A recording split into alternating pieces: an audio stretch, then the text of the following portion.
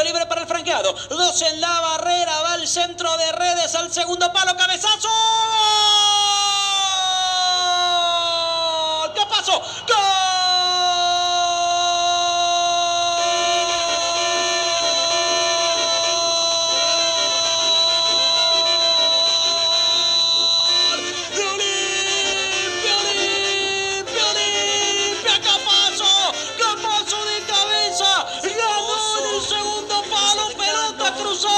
Se arroja Jan, pero no llega. Tanta fuerza tuvo la pelota que se inflan las redes del arco sur del Defensores del Chaco. En Olimpia, por ahora se festeja la Navidad o las fiestas de fin de año. En Cerro Porteño, por ahora se festejan las vacaciones por lo que vimos en este primer tiempo. Desconcertada la defensa azulgrana. Olimpia es un aluvión. El decano se va acercando a otro título de campeón. Quedan algunas fechas, pero la ventaja es importante por ahora. Capazo de cabeza, goleada incluida en el Superclásico para dar otro paso hacia un título local.